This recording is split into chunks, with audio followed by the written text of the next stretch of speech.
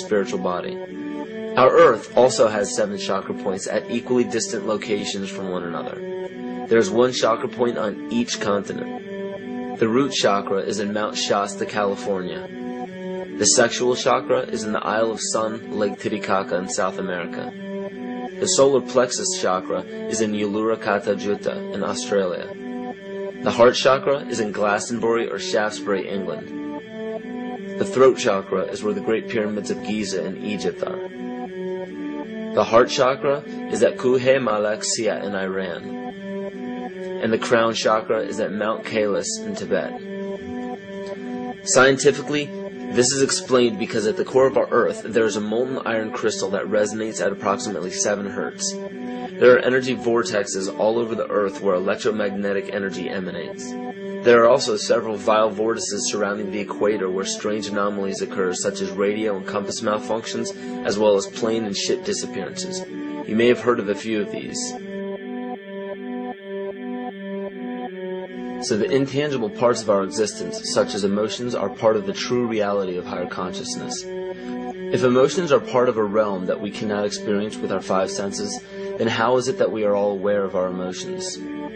What most people believe to be emotions are not truly the emotion itself. What we are experiencing is the physical manifestation of these emotions. Anger causes disturbance in the psyche, which manifests itself in the ego. These manifestations cause the heart rate to increase, body temperature to rise, and spawn many other physical traits that signify anger. Just as music from the radio is a physical manifestation of an intangible signal, our experience of emotion is the physical manifestation of an intangible signal as well. It has been shown that our emotions have a vibratory frequency to them. Furthermore, there are only 2 emotions that humankind experiences: fear and love. All other emotions branch either directly or indirectly from these 2 emotions.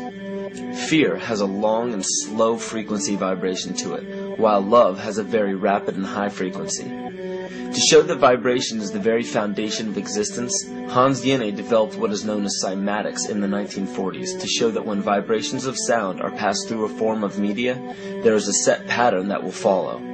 When the frequency increases, the media develops into a more complex pattern.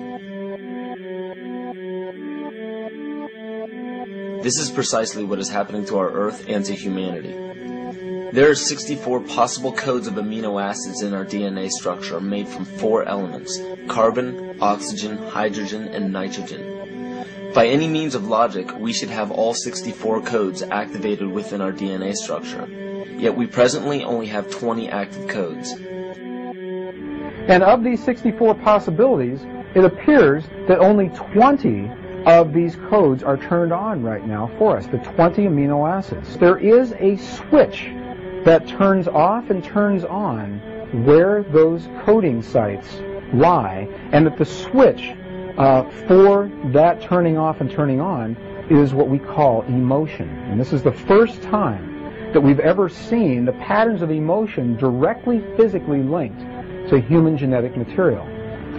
Well, fear is a long, slow wave of emotion. So this wave of fear is a long, slow wave and touches relatively few sites on this DNA.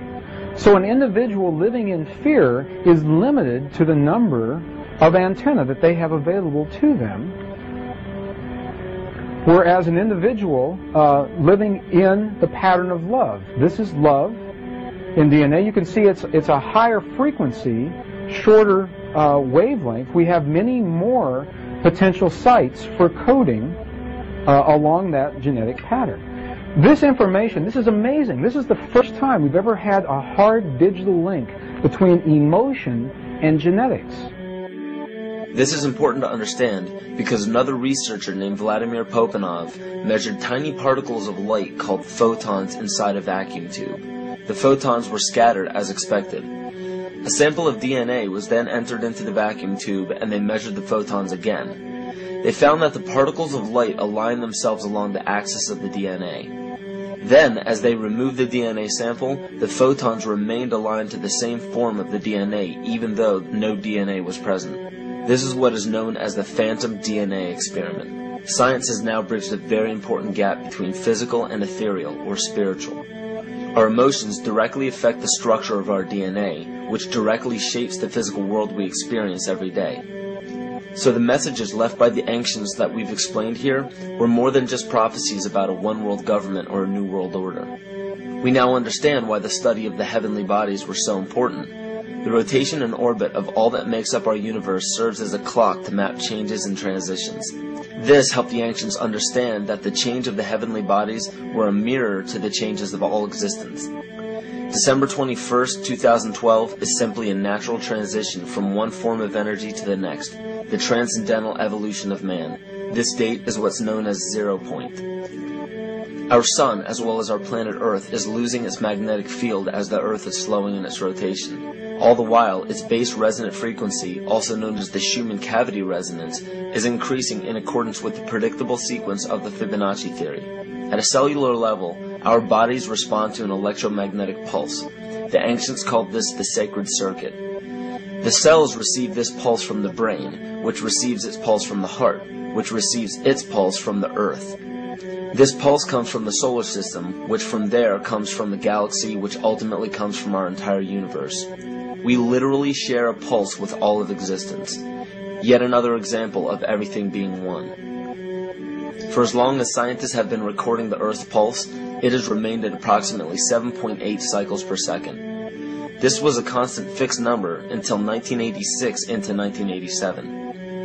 It rapidly began increasing to about 9 cycles per second in 1996. So in one decade, it increased by about 2 cycles per second. By 2012, this pulse will be right around 13 cycles per second, just as the Fibonacci theory indicates. What does this mean for humanity?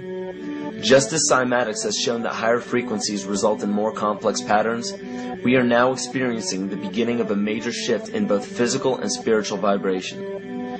It's difficult to understand what exactly will happen to our physical bodies, but ancient scriptures, pagan and monotheistic religions, mystery schools, and secret fraternal orders have all given indications as to what this experience will be like.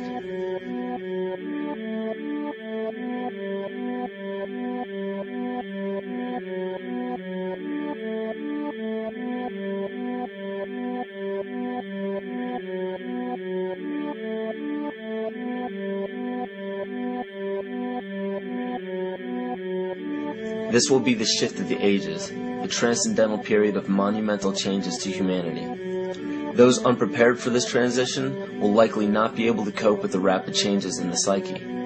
The only way to prepare for what is to come is what we have sought after for our entire lives: truth. Not the truth about governments, commerce, religions, terrorism, or anything external, but the truth within ourselves, within our psyche and our shadow self. Especially in Western cultures, we are taught that being normal means only being happy and never sad, only loving and never angry, only forgiving and never jealous. This sounds plausible, but it is not.